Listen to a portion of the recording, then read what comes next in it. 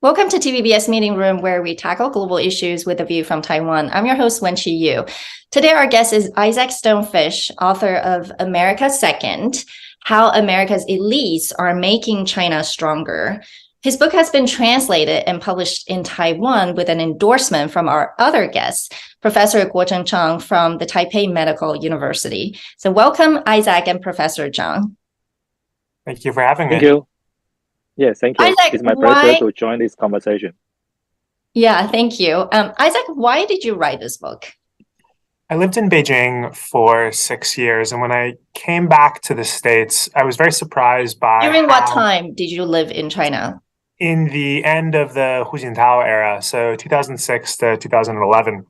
So I came back in 2012, and I was surprised to hear prominent Americans talk about China, not the way that Chinese people did, which was radically diverse, but the way that the Chinese Communist Party did. They would use these phrases like China has 5,000 years of history, and China has lifted hundreds of millions of people out of poverty, and China only wants peace. And I wanted to understand how it was that the way the Communist Party saw China had made its way to America. And so, so going to Professor Chang then, why do you recommend this book to Taiwan's readers? How is it relevant to Taiwan? Oh, yes. I think it is a particularly informative book.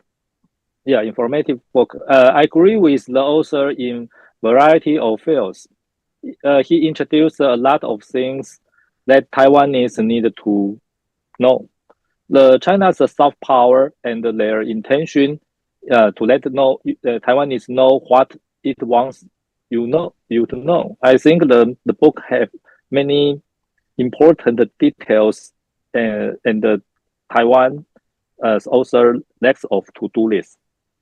Yeah, you talk about China's soft power. I'm going to come back to Isaac. So you said you lived in China for 6 years. And so when you were there, did you already notice that America's elites were doing the Communist Party a favor by making all kinds of compromises in areas such as like freedom of speech in exchange for greater market and business access? I asked this question because there were a lot of exchanges about 10, 20 years ago between US and China, but it wasn't until Trump's campaign and his administration that the idea of sort of American establishment and elites became really popular. And they're usually often referred to as big businesses, Wall Street and Hollywood types, and especially how they're in cahoots with the Chinese Communist Party to take advantage of the average American people. So do you think those elites, ask those fundamental moral questions of their behavior? When I was in China, I had no idea that this was happening. I was so sequestered into the way that the party wanted me to understand these things. There's so much insight that I feel like I only started to understand when I was on the outside. And I think most of what Trump did in America was disastrous. I do think opening up the space for a conversation about China, especially in the second half of his term, was very helpful for allowing Americans to start to debate, hey, maybe it's a problem that people like Henry Kissinger and Madeleine Albright and Hank Paulson have so much influence and are so influential in large part, or saying what they were saying in large part because of their financial relations with American businesses trying to work in China. Yeah, so basically what you were saying is most of these people may not even realize what they were doing, maybe harmful. Maybe they'll characterize it differently to sort of the American interests. So I want to come back to Professor Chang as well, because I think similar debates took place in Taiwan, actually around the same time. So Taiwan experienced similar transitions about 10 years ago from really intense business and people-to-people exchanges between Taiwan and China, and then to the rejection of the cross-strait trade service agreement. And there was a lot of student protests and movement against more ties and trade relationships with China. And so, Professor Zhang, do you feel like that was a similar awakening moment? No, it wasn't. It was not. Because China's economic development also enhanced its power to annex Taiwan. Yeah, so through the same language, the China's soft power has been gradually influenced the whole Taiwanese society in a deep and comprehensive manner, even to Taiwanese political ideology and international perspectives.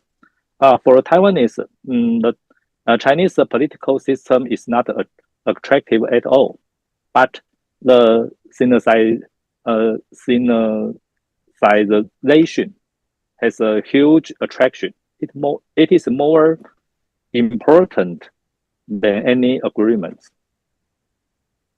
Yeah, it's my opinion. So, sorry, I'm trying to understand. You're saying the average Taiwanese people actually somehow, even though they were heavily influenced by China, but somehow it's not the same as how America is awakening to how much China's influencing American elites. I'm sorry, I'm not sure if I understand your point. Because in the United States, China's government's objective is influence American society, but in Taiwan they want to unify Taiwan. Yeah, it's different. The Chinese government don't regard the United States as a part of China. They just want to influence them, influence the U.S. government policy. But in Taiwan, it's different. They want to annex Taiwan and change everybody's political ideology and let Taiwanese to accept the Chinese future ruling. So the objective is different. So the objectives are different, but the tactics may be similar, right? Similar. The tactics are similar. Is similar in some fields. Yes, I see. I agree with you. Yeah, I think that's an excellent point. I think the Communist Party poses an existential threat to Taiwan. It certainly does not to the United States. And the goal of the party in the US is a pliant, a yielding America. That's why I called the book America Second, the idea that Beijing wants to supplant the United States, make that seem like a foregone conclusion, and do it in such a way where America thinks, well, this is how the national order should be. Taiwan should rejoin China, or not even rejoin. It's always been a part of China. And how do we make that idea popular in the American intellectual bloodstream? Yeah, and a lot of it is obviously through the entertainment industry, through their propaganda machine via the U.S. machine. So, I mean, what I like about your book is there's so much focus on Hollywood, the entertainment and sports industries, including the NBA. They kind of impose self-censorship, on issues such as Xinjiang, Taiwan, Tibet, and human rights. In order to do business in China, of course, that includes, a whole list of companies as well. Some even work with the Communist Party to promote their positive image internationally. But I would say on the flip side, Hollywood has also been the biggest promoter of America and has been shaping and creating powerful narratives of America or even certain other countries, cultures, societies, and history for decades. So how is what the Chinese Communist Party doing any different than other countries with power and influence? The difference with the Chinese Communist Party is twofold. One is that China is so much more powerful than these other countries. So we look at Saudi Arabian influence in the US or Israeli or Emirati or Turkish. And we could think, hey, it's actually terrible how much influence the Saudis have in the United States. But Saudi Arabia does not jeopardize US dominance, US hegemony. The US is not at any risk of fighting a losing war against Saudi Arabia. It's not that the Saudi regime is better than the Communist Party. It's just that when you step back and look at it, the Communist Party actually poses a threat to the US and certainly to Taiwan, whereas these other countries don't. So essentially what you're saying is simply because the sheer power of China is so much greater than other countries, even though, again, the strategy and tactics they are deploying are all very similar, right? Trying to influence the universities and the think tanks and Washington, D.C., Wall Street and Hollywood type.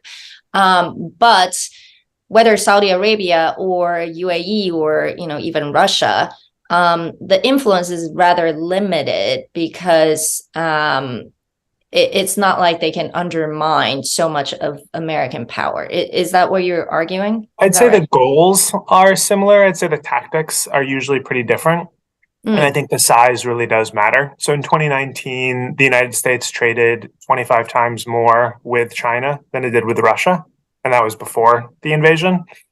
And we have to understand that Chinese influence on corporate America and corporate America's influence domestically, and Chinese influence on Hollywood and Hollywood's influence domestically and globally are incredibly important. The way that a lot of these entities act as proxies for Beijing's interest, it's a very complex phenomenon, but it's a very, very important one. Yeah, and knowing or unknowingly. That's been an interesting phenomenon. So, Professor Chang, and how does that work in the cross-strait context? We've also seen many celebrities being forced to say things like Taiwan is part of China in order to maintain their presence in China, and then Taiwanese businesses, same experience or being punished if somehow they're found out that their founders or their top managers or leaders are supporting a different party. How does that work in the cross-strait context? According to my personal observation, the influence from China is more important than any countries. Yeah, because China is Taiwan's the biggest trade partner, and Taiwan is one of the few economies in the world that have a trade surplus with China. Yeah, so China and Hong Kong account for almost 40 percentage of Taiwan's exports. Therefore, there are many people lobby for China every day. Yeah, in Taiwan. Yeah, because they regard more cooperation with China as their core interests. Yeah, I think it's very obvious. So for the Taiwanese, the term the Sinization covers the economic, political, social, and the cultural dimensions. Yeah, cooperation with China is very essential for every field. So I want to come back to that because, I think the ties between Taiwan and China vis-a-vis the ties between US and China, the former are certainly much more intense. So, and also just a lot more exchanges, right? Because of the location and because of the people and culture. And Taiwan's ties to China actually go way beyond the so-called elites. It's just at all levels. So it's a lot of like middle-class people, it's a lot of entrepreneurs, a lot of professionals, we all know people, friends, and family who actually work with or in China. So tell the international audience, how do those Taiwanese people actually think about cross-strait relations and China's influence in Taiwan? I think firstly, many people are afraid of war. So they think more cooperation with China can avoid the war. Secondly, many people cannot sure the Chinese government's next policy toward Taiwan. Uncertainty is a very important thing because there are few channels between the Taipei and the Beijing. Yeah, there is not real diplomatic relationships between the Taiwan and China. So we just guess what is the Xi Jinping's next policy, and they are more powerful than us. So many Taiwanese people will be afraid of China's military power against Taiwan, but they want to earn the money from China. So it's a paradox. Yeah, so it's you're a saying serious paradox. Yeah. so it's quite complex feelings about China. So there's fear. There's also obviously the business and economic interest, which is very important to Taiwan as well, because a large part of Taiwan's economy does depend on China. But there's also no formal communication between the two sides when it comes to government level. So it's a lot more complex, obviously, this relationship. I'm going to come to Isaac. You pointed out lots of problems of the American elites. And so in the end, while I was reading your book, I was thinking, oh my God, what is his recommendation then? Feels so grim. So you made a bold statement that you think the US government overthrowing the Chinese Communist Party is the best strategy for both Americans and the Chinese. Can you explain why? The biggest problems of the Chinese Communist Party are foisted on the people of China. And so many of these issues we discuss are much worse for Chinese people. And it's very dangerous to try to say prescriptively, this is what should happen in China. It would be nice if it were the decision of the people of China and allow them to decide what their government should be. That's not the way China is set up. It's never the way that China has been set up. And the United States is in a very, very difficult situation because I do really feel we are getting closer and closer to war with China, likely over Taiwan, but also possibly over Japan or Korea or the Philippines or Vietnam or India even. We are right now in a pre-war period, and the US doing things to reduce that likelihood without jeopardizing its own sovereignty, I think can be the best strategy. I don't think this is something that it's hard to imagine something that's more difficult than succeeding on this. I think it's incredibly complex, and it's a very, very large, long shot. But I think if you think what's the best for the US to do, that would reduce the chance of war and would have the best potential outcome for where China is and where China is going. You also mentioned two other strategies in addition to this one. Do you want to offer them up here? I think the other strategy, and the strategy that the US is most likely to take, at least publicly, is how do we reduce the influence of the Communist Party globally? How do we work to contain China? There's this big debate where China will say, hey, stop containing us. And the US will say, no, we've never had a containment strategy, but the US has been trying to contain China for quite some time now. Mm-hmm. And then the other strategy is a strategy Beijing would prefer, which is the US yielding, the US gracefully reducing its influence in Asia, removing troops from Japan, South Korea, allowing Taiwan to join the mainland, and saying the US needs to focus on domestic issues or it needs to focus on its own backyard. And we're happy to yield influence in the Asian region to China. That's the strategy that I least hope. I think that would be quite disastrous. And that is one of the main intents of Chinese propaganda is to prepare for such a strategy because it would be much more advantageous for Beijing's influence in Asia. And which one do you think is most likely to happen? I think the second one, the US containment strategy of China, I think that's the strategy we have now. And I think that's going to happen until or unless there's a war. I don't think war can never be a foregone conclusion. In hindsight, we say, oh, this had to happen. Right now, in my mind, it seems likely. There's still ways to avoid it. But I think the US will keep up that strategy until we are in an armed conflict with China on the other side. And Professor Zhang, how do you respond to Isaac's strategy?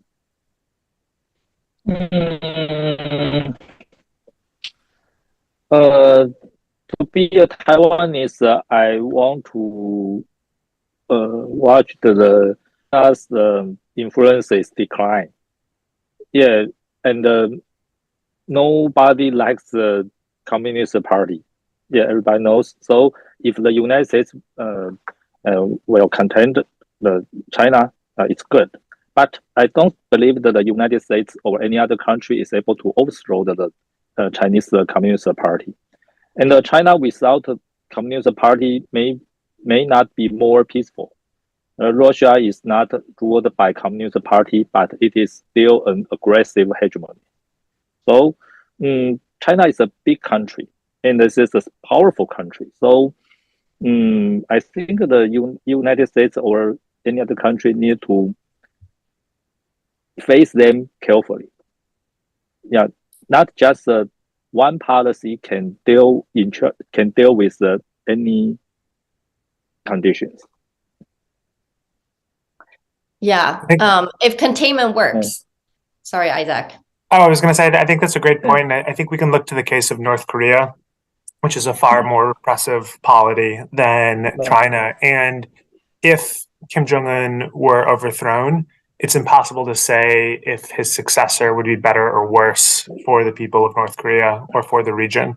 And so if the Communist Party falls, it could transition to a democracy. It could transition into some sort of demagoguery where a very anti-Japanese populace takes power on a very anti-Japanese platform, for example, which would be very popular among China, or it could be replaced by a military dictatorship, which would be worse for the world. So you have almost no control over the outcome. If the US were able to overthrow the Communist Party, which I think is a major, major if, and would have potentially huge costs for America, the reconstruction afterwards is very challenging. The Chinese Communist Party has been so successful at snuffing out any sort of independent power centers. There's no Catholic Church or labor union movements like there were in Poland. There's no opposition leaders like there are in Russia. There's basically nothing. Jack Ma was the closest thing that they had, and he probably never saw himself as anything like that, anything like an opposition leader. It's just he was probably the most popular person in China outside of Xi Jinping, and that's a dangerous place to be. And so there's no there. It would most likely be if Xi fell, he'd be replaced by someone else high up in the Communist Party, and maybe the system would prevail. Yeah, because the Communist Party pretty much, is what's the percentage? Like, I think it basically the elites in Chinese society, right? So anyone who would be able to take control will still almost certainly come from the current Chinese Communist Party, just maybe a different faction. So, well, I think we'll move on to another possibility, and talk about a really important issue, which is so much of the, I would say, change of U.S. policy towards China, and also to a certain extent, almost like demonization of China. It has, created problems for Asian Americans, and in particular, I would say just Chinese people. So at the end of your book, I appreciate that you did try to defend the rights of Chinese Americans and Chinese, highlighting sort of their contributions to America and the unintended consequences of anti-Asian hate due to the origin of COVID-19. But we also know that, history tells us most people can't be as nuanced when it comes to xenophobia. So other than just sort of pointing it out and saying we should still treat Chinese Americans or Asian Americans with respect. There's a difference between the CCP and Asian looking people. Is there any other way to make sure this kind of xenophobia does not continue to grow? I think that's a great question. I don't think we want to understate the influence of rhetoric. A lot of what I discuss in the book comes from the language that the Communist Party uses. And I think saying explicitly, 反华与反党不是一回事, you can be against the Communist Party without being against Chinese people, and being very explicit on the difference between the party and the people. I think that's one thing. I think the other thing is diversifying the debate in the United States. Too many of the people who talk about China look like me. A lot of them are older, but it's the same idea. This is a debate dominated by white men, and the more different voices you have, I think the better the outcomes will be.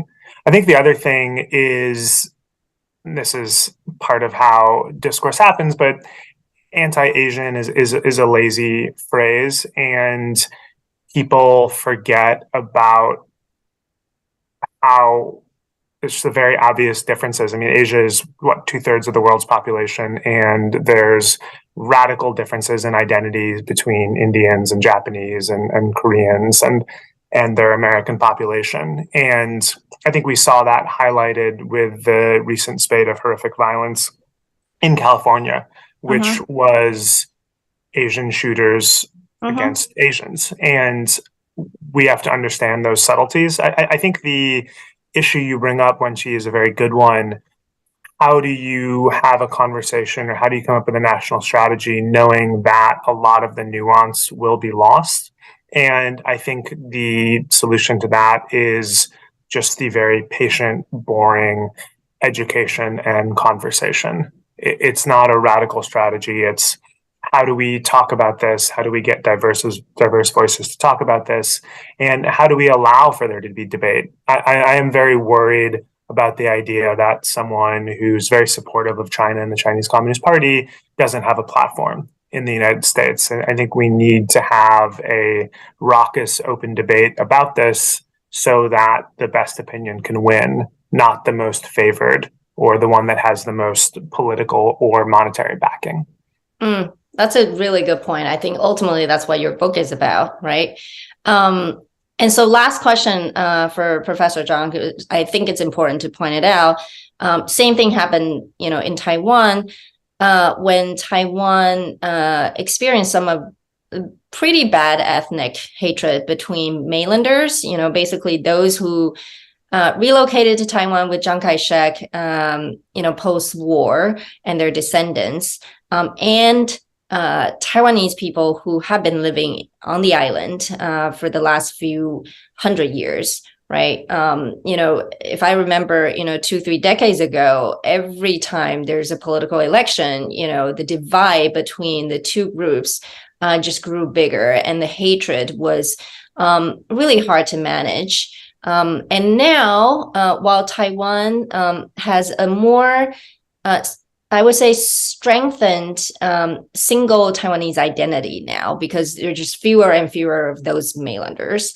Do you feel like it's no longer a concern or an issue in Taiwan now? Yes.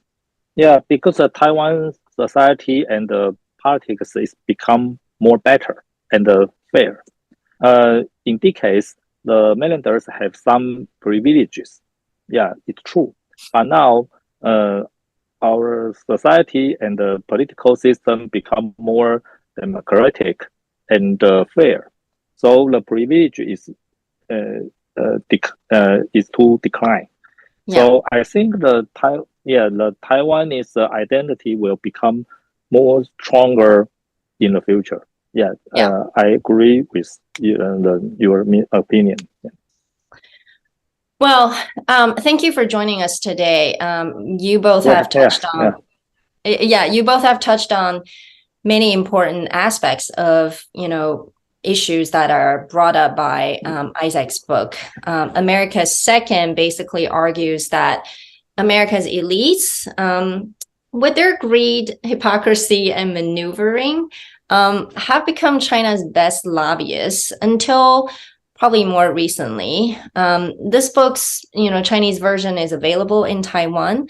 If you're interested, encourage you to buy a copy in the bookstore. And thank you for watching, and take care. Thank you. Thank you. Yeah.